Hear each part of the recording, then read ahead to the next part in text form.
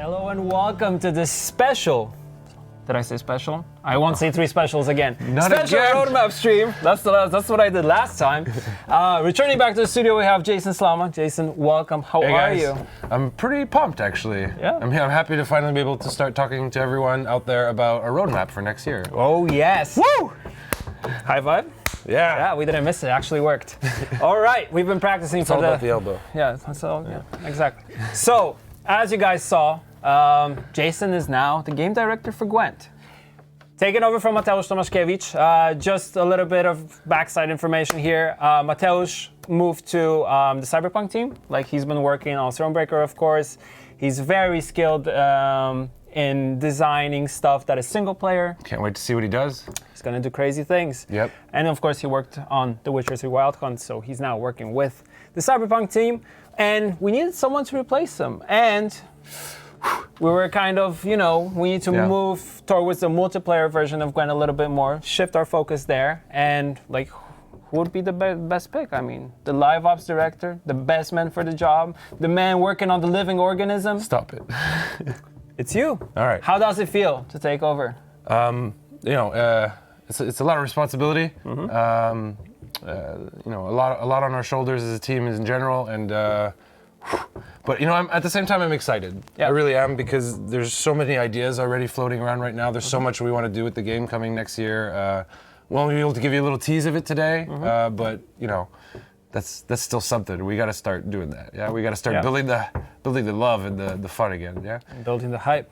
Building the hype. And choo-choo. I have to say, like, hype is the one thing that you get people infected Not too with. much. Well, I mean, like I remember we met just before you taking over, and all your ideas and that we want to present to you today, they were just crazy. And they got me hyped, so I hope they get everybody thank you else for that. hyped. Yeah. But also, before we start getting into what we want to do with Gwen, how we want to move forward, there's one important thing. If you have any questions for Jason that you would like to ask, just drop them in the comment section on Twitch, and we'll be collecting these. We have the community team standing by. So, by the end of the stream, we'll ask those questions. I'll choose them. I'll have them right here. So I'll choose them and I'll ask you. If you have any questions for me, you can ask him too. But for me, ask him. He knows everything. Yeah, I'll try. I'll try to answer what I can. Probably everything. Yeah, we'll see. All right, let's start from the beginning, because you always start from the beginning. Mm-hmm. The overall update philosophy that we want to introduce for Gwent moving forward. And of course, the first small hotfix that we'll have will be coming out very, very soon. Yep. And this will focus on the problems that we have with multiplayer and Thronebreaker, specifically with the performance on PS4. Yeah, PS4 we've Pro. been working on trying to fix that, getting it down, and we'll have a hotfix to try to improve things as much as possible any day now, or as soon as possible. Mm-hmm. And we'll keep working on it until we reach a level that we're happy with. Okay. Yeah, we really got to get it up to standard with PC. Okay. And going forward from there, we'll always do hotfixes when there's issues. We'll always make that a priority to try to fix the game as fast as possible. But we also want to start making sure the game is updated at least once a month, whether it's a small balance pass or a new feature dropping in. So we always want something new and fun and exciting happening in Gwent every month. And additionally, we're going to start hitting our rhythm of releasing expansion like every few months. So, new content every few months. Yeah, big drops, but still, fun stuff in between to just keep the game fresh, and fun. Yeah, to simply just sum up. So hotfixes whenever needed, regular release of new content, and then every month. So every season, a season ends, we pretty much try to patch if there's a need for it. If we're really happy with the game and the fans are really happy with the game, maybe we won't do anything. Exactly. All right. Moving forward, let's delve deeper into next year and what's the plan for the beginning of the year. Right, so starting in January, sometime in January, we'll be releasing 5 new leaders. They're Thronebreakers specific, so you'll be able to see Meve finally joining the battlefield in multiplayer with her enemies and some allies as well. So that should be a nice little twist on the game. It'll let us, flesh out some of the mechanics that weren't super awesome, like traps. They weren't super awesome, but really flesh them out and add around them. The ambush archetype. With the Thronebreaker. And then coming later in end of March, we'll be releasing our first expansion. It'll be pretty awesome. It'll be 100 plus cards. We're gonna sort of split it with about about half on new mechanics and new archetypes. But we also want to spend a good chunk of that our first expansion, adding in variety to the existing base set. So archetypes that also need fleshing out. We want to add in more choices in deck building. Because with provisions, we have a lot of chance to really add in some variety in there and how you build the archetypes that we have right now. And we feel that the first expansion is an opportunity to show the power of provisions and what we can really do with that. Right. I think we have. So we look have what I something- found in the drawer today. So The we've already trusty started old working leaf. on the art. The art team's always the first to go, and we have some really cool art that we want to show you. The first one that we can reveal is the Great Oak. Yes. This is Joining the best faction. which is what? Skoya? Of course. of course you Of would call course. that the Of best course. faction. Easy. So clearly there's something going on with his face. It's a shield. So I don't know if that's natural for oak people or just from a battle, but it's a pretty cool That's card. the style. That's the style. And the second card we'd like to reveal today, just to get you guys a bit, is going as Farlblood. So this is like a Skellige warrior half Look at this through his guy. transformation to a bear and just stuck there. And that card just creeps me out. I actually love I it. wouldn't want to meet him. No, No. you don't want to dance with Farlblood. He Yeah, doesn't look too friendly. yeah, That's pretty cool. yeah, definitely. Alright. Moving forward, Let's then. move forward.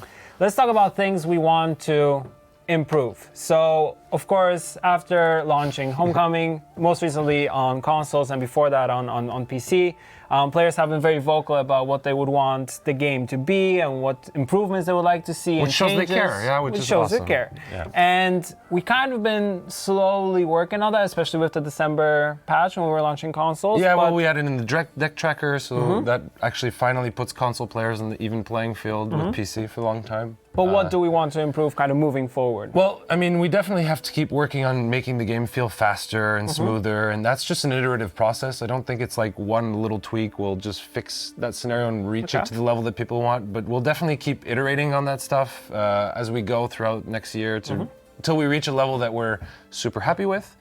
And you know, there's lots of things that we can tweak. You know, some people are a little bit worried that we went a bit too dark with our game boards, but don't worry, we'll definitely be punching up the visuals in certain scenarios. Like, Witcher to me is like a universe where it's full of beauty. It's not necessarily always Exactly. dark. Yeah, you have some dark swamps and forests, but you also have, you know, Toussaint, which is full of beauty, which Exactly. adds a nice contrast, to like the a lot more darkness brighter. underneath. Yeah. Yeah, and I always thought that was really cool. So.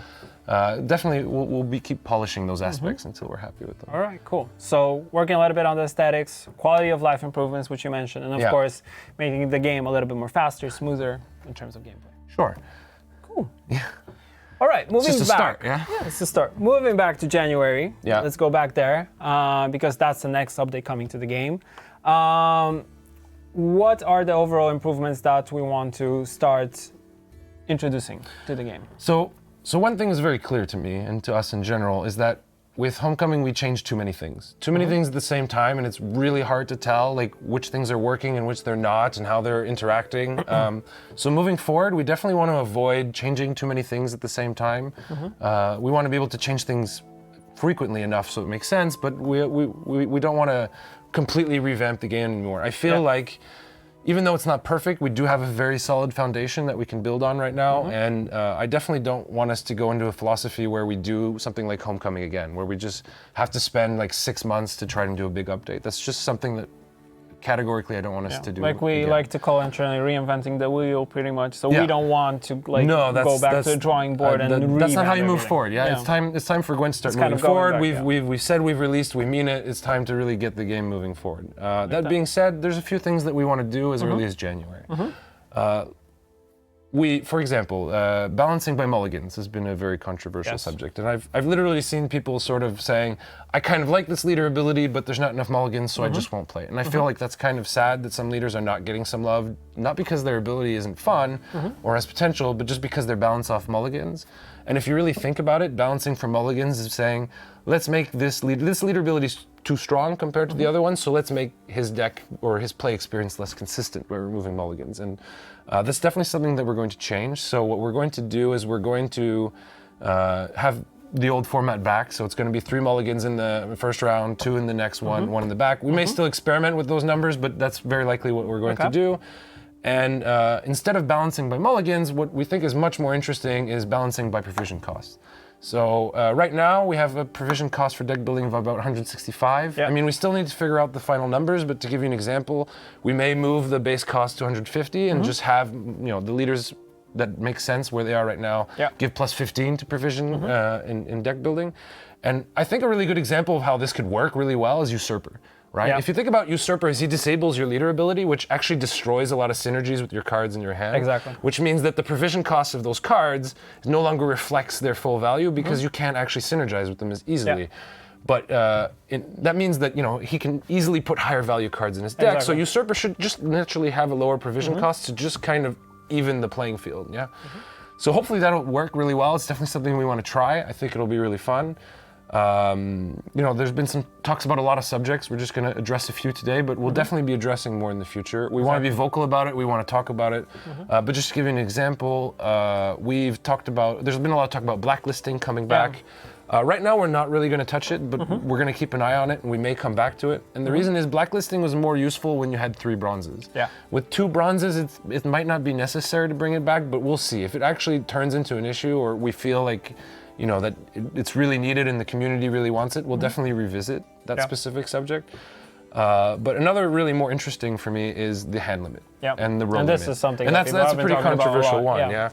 And the thing is that previous to Homecoming, maybe not at every level, but we noticed that first round, second round basically had one of the players passing immediately. Dry passing, but like at a level that was maybe a bit unhealthy, making the first 2 rounds kind of dull. We're very against that, Well, as you can tell. But at the same time, I don't feel like dry passing as a fundamental strategy is bad. Yeah, it can still be an element in our game. I just feel like it was an unhealthy level, like it was just too much an automatic goal of every match.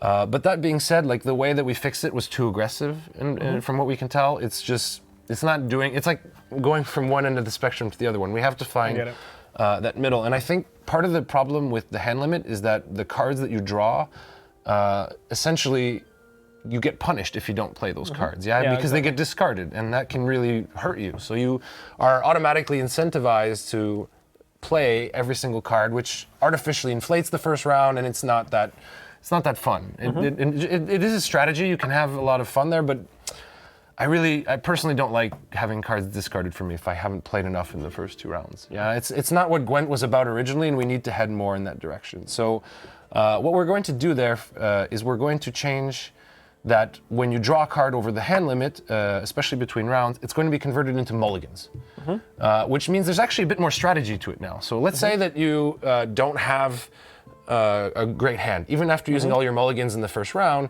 you might decide to actually just dry pass to actually get extra mulligans in the next one to actually fix your hand to go there. And with that said, we'll probably also be changing the number of cards that you draw, because we used to do 2-1. That meant that there was an extra 3 cards coming into the game, and now we do 3-3. So we've literally doubled the amount of cards you can draw.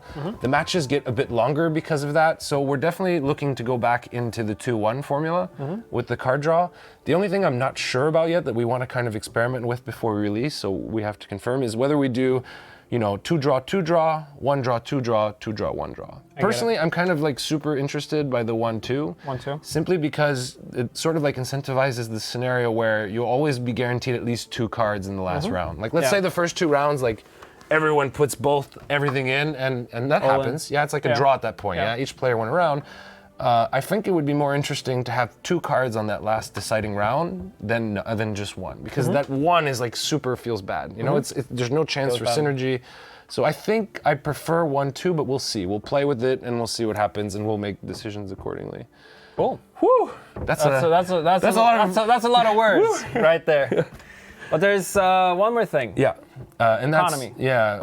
I mean, we don't know exactly what we're going to do here yet. We generally like the rate at which players get the cards, especially from a gameplay perspective, but we're sort of looking at ways in our policies regarding our economy to just tweak it a little bit to make it more balanced for us, or to avoid exploits that people are finding in our economy. I wouldn't expect anything drastic here, but we're definitely just looking at some small changes here when we haven't made any decisions yet. And we'll talk more about this later, of course. Sorry, that was passionate. I know. There's a lot coming out there. I know. It's good. It's good. I like the energy you're sending out. Thanks, we'll talk about upcoming features. Yeah. So this is a segment that I really, really like. And let's just... All You right. okay? Yeah, I'm good. Let's go. Let's go. Let's keep going. I just Let's need go. to catch my breath for a second. All right. Start with faction challenge. All right. So faction challenges I love was this. a feature that we did in Live Ops. We iterated it on a lot over since we started it. It was not great at the beginning, and we took your feedback and we made it better. And I feel like the format that we had pre-homecoming was a bit stale, and we really needed to up our game here.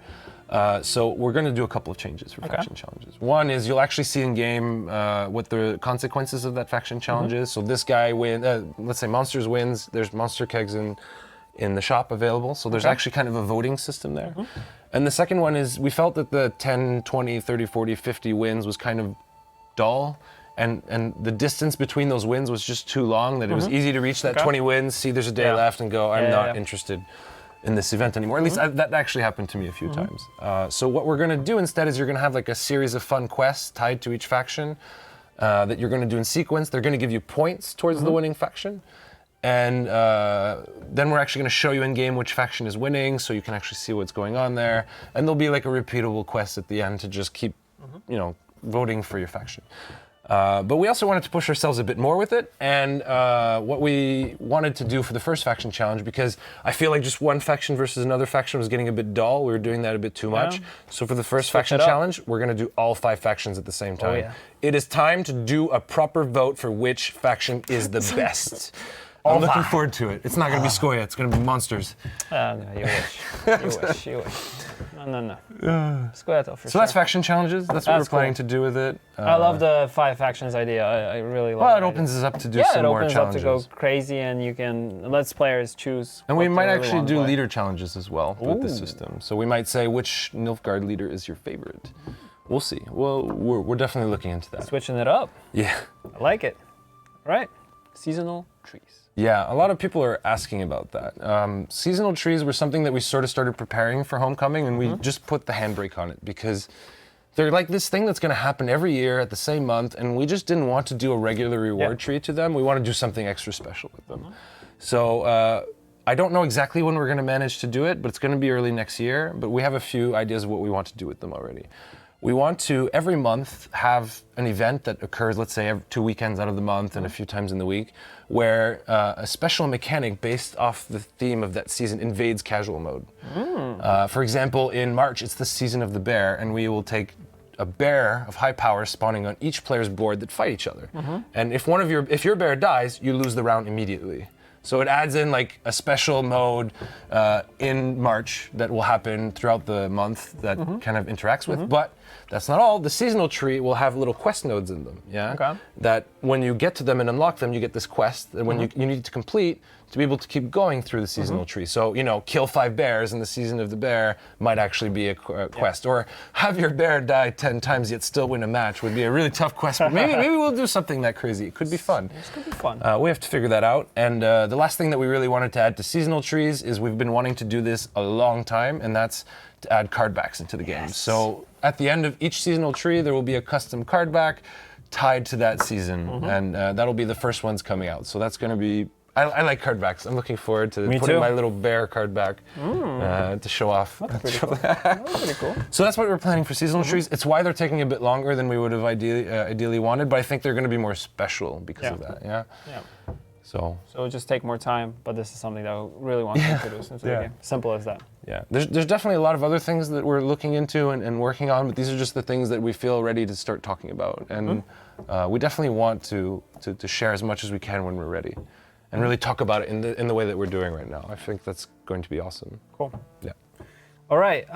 Before we get into Q&A, the point that I want to talk about is changes to communication. So, as you guys know, your feedback we value it a lot. Like Jason is on, I saw him today because we're sitting next to each other now, like on Reddit, and you're on forums, you're on Twitter.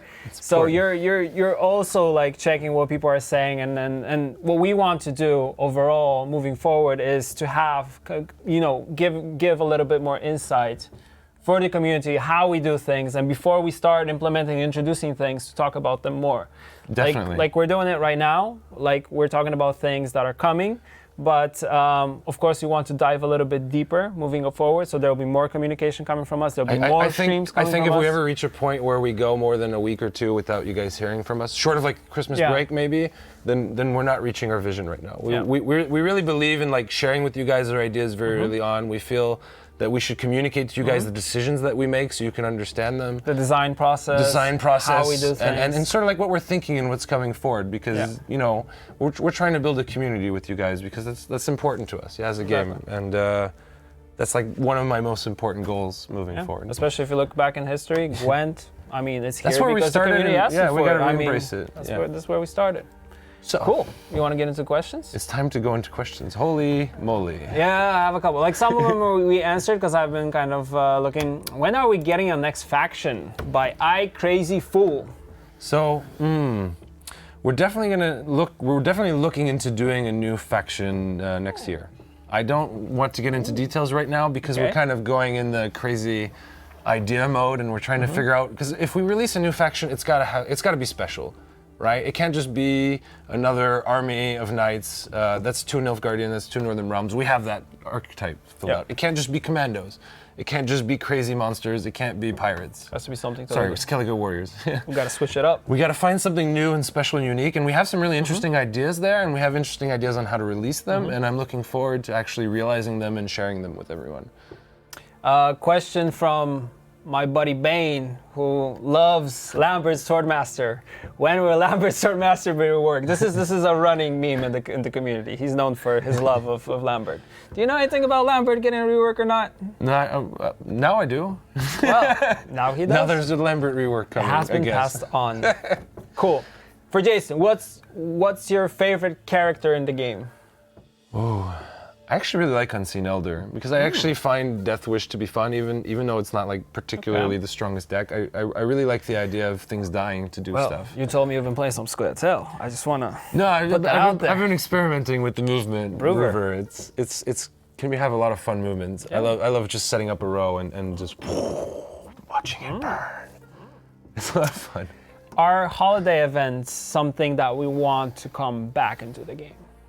Well, the problem we had with holiday events in the past is they were really, really time-consuming and difficult to make. Like, just to get all those scenarios, get the puzzles working, get the localization, get the voiceovers, and then you guys were able to digest them in a matter of hours. Usually, you can just go, like, the amount of work we had to put into those holiday events versus, like, the amount of duration we got out of them didn't make sense to bring them back in the way we did them in the past. That being said, I love Thronebreaker. I love puzzle battles. I love, finding cool, kooky mechanics that do things differently. So I would definitely want us to think about bringing that aspect, or that more story-driven or custom type of modes back into Gwent somehow. And seasonal trees are like a little hint, or seasonal casual invasions are a little hint of us going towards that. But I think we can go further in the future. Also, moving forward, will players have to spend reward points in order to unlock new leaders in the game? I mean, yes. I think that's very straightforward. The answer is yes. What about spectator mode / tournament mode? Is this something that we're thinking about? I have no idea when exactly we're going to do it, but I can say that there's definitely a strong, asking for some tournament and spectator mode. It's definitely something that we've been thinking about for a very long time. And I know that we have laid the groundwork to do a spectator mode, but it's just about finishing it, figuring out when we want to release it, and finding the priority for it. Okay. Because there's so much we want to do. There's so many cool things we want to bring to you guys, and we just have to pick and choose based off priorities. But it's definitely on the list of things that we want to do. All right. Will there be new VFX? So, because some players are saying that some of the gold cards, they could have an animation that when you play it on the board, something big happens. Is this something that we're kind of looking into? I know it's kind of changes a little bit to how gameplay looks. I definitely have always been, like, I'm sort of going to hijack that question a little bit, apologies. Go for it. I've always been a fan of cards that tell a story. I've always been a fan of the idea of things like the cow, the carcass that gets thrown by the Nilfgaardian catapult. I've always liked the idea of the grave hag actually eating cards from the graveyard. I've always wanted to. I've always felt like the true success in our card game lied in telling really awesome stories through our abilities and the way they do them, and VFX is definitely a part of achieving that, and that's definitely something that we want to focus on or polish moving forward. I can't exactly say what that's form that's going to take, but it's definitely something that we think about. Cool. What else do we have? I don't know. I'm trying to read the screen. Here. It's too small. No. We talked about hand size. We talked about blacklisting, so it's already something that Jason covered. I've seen Sahil so much in the chat. I have to say, I hate Sahil. Sahil is the card that gives me nightmares. I hate it so much. It keeps hitting me, and when it happens, it feels so bad. I hate it. That being said, I kind of find it to be slightly fun in the mechanics way. I don't want to take Sahil and turn it into like a really boring, crappy card. I don't know exactly what we're going to do with Sahil, although I say I want to do something with Sahil. I can't keep playing against decks that play Sahil. It drives me nuts, and I see that by everyone asking the question so many times, I'm not the only one. So, sorry, a little passion here. That sword drives me crazy. It gives me nightmares.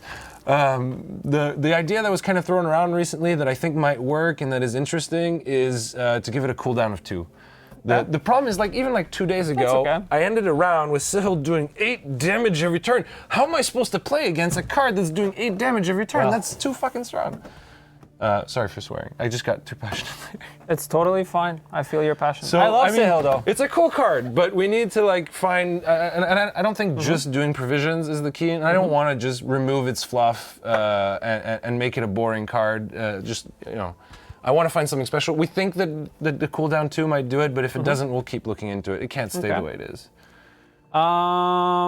Well, do you think that we're gonna have PTRs like we used to have for any updates that we do, or only for like bigger stuff that we introduce, or like expansion? I mean, this is something that we have to think about a lot, because the reality is when we do a PTR where we have all the cards in it, let's say even a few weeks to a month before we release, we're killing a lot of our hype.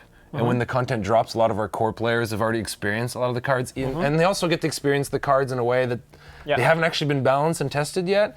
I definitely think that we need to do some sort of internal PTR with some of our very vocal players to really figure out and really balance it before it comes out. Definitely we need to be testing our cards. We can't just make 100 cards and go, enjoy, and then just leave it that way. But I'm not sure that like an open PTR will bring... will be worth it to us, but we'll see. That's something that we can revisit if the need is really strong. Do you plan any changes to Arena as a mode? Well, there's no plans for it right now, but I can say that in the back of my mind, we haven't really spent any time thinking about Arena since we launched it, and that's been one of my thoughts recently. I don't know exactly what we would do with it.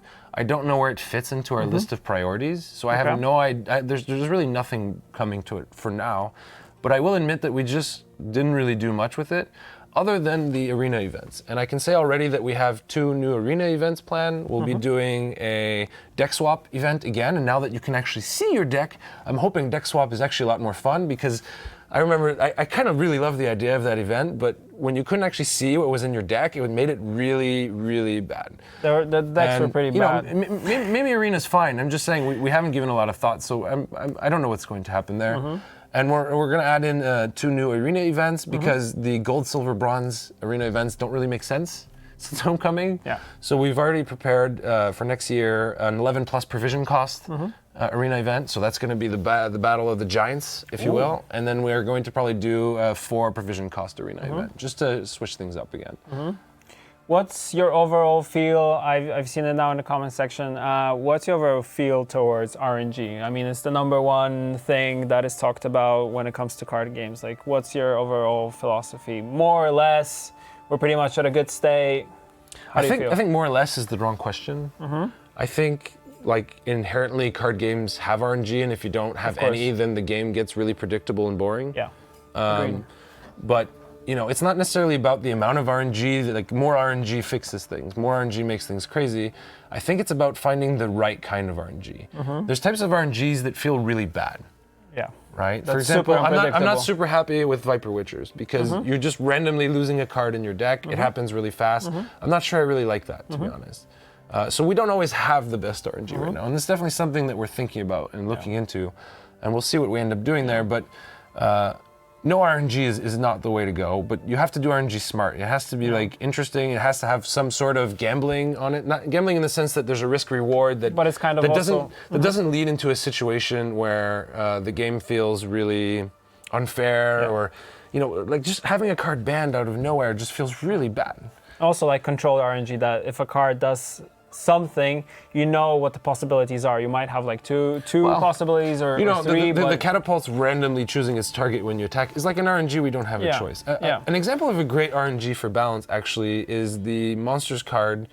I can't remember. It's Ruin, I think, that when it dies, it comes back to the board, and its row is random. And I remember when I first started playing with that card in my Unseen Elder deck, I was like, I wish that card always went back to the same row so that I could keep consuming it with the... with the Slizzard? No, not Slizzard. Vran. No, the one that consumes every turn. I feel like I'm looking like an idiot. Not a good monster. Not a good monster. You're not a monster player. I think it's Slizzard. I think it's Slizzard right now. Anyways, it consumes every turn, and I'm like, I wish I could just keep that factory going. But the reality is that's really, really strong combination. Yeah. And having it be random is sort of a way to balance it a bit. So it's not too consistent and not too strong. So it is Slizzard, I think. Okay, cool. Slizzard. Confirmed. I'm a little tired today. It's a little late for us here. But thanks you guys for confirming. Slizzard everywhere. So that is a little bit of element of RNG. It adds a little bit of excitement to me because when I consume the Ruin, I'm always like, come on, go back to the right row, go back to the row. And it's not so broken that when it doesn't, I don't have any way to deal with it. All right. So anyways, that's an example of RNG. What about Reveal? People asking about Reveal. Reveal is kind of liked, unliked. Like, I know we did some changes to Reveal recently, but still. I feel like Nilfgaard is kind of strong and good, and it can play competitively right now. But I feel like we kind of went a bit too far in butchering its spirit from before. I don't know at which level we're going to play with it. I don't know exactly what we're going to do right now. We're at the very early stages to it. I just feel like we need to do a bit of work on Nilfgaard to make it great again. I just love people who say, make Nilfgaard great again, and I just had to squeeze that in right now. It's the Empire. It's one of my favorite slogans for a faction. Make Nilfgaard great again. And, yeah. Any other mechanics or archetypes you would want to come back, or you would more likely want to not go back but explore new things, let's say? I think like even moving forward, there'll definitely be new things. We might go back to some old things. It's really hard to say right now. We're definitely opening a lot of doors. We're definitely brainstorming a lot. We have really cool ideas coming out. I just don't feel ready to talk about them right now. Okay. But they're definitely coming. Cool. I'm really excited. Thinking about what else. People are asking what happened to Luigi. Luigi also has moved to the Cyberpunk team, just so you know. Easy. New game boards. Is that something that you guys are thinking about considering, or is it too early to talk about that? It's a bit early, but I can say that game boards is a subject that we're looking into, and we're definitely going to be adding more, for sure. And we're looking into ways to improve them from before as well, but I can't say exactly what we're going to do yet. All right. I'm running out a bit of steam now. If that's okay, let's end the Q&A. I'm just getting really dry. I want to cut it out this because those are the questions that I have actually chosen for you. Oh, thank you. Yeah, perfect. I think that's it. Yeah, well, before we go, I just want to say, guys, Gwent is not dead. Gwent will live forever. I love you guys. Thanks for watching. Really looking forward to seeing you guys enjoy our game next year. It's been a lot of fun, and I hope to see you guys really soon. Thank you for closing this for me. Like, I don't have to do anything now. So have a good evening. Yeah. See you guys or morning, soon, I hope. Depending where you are. Or morning. See you guys. Take care. Bye. Bye.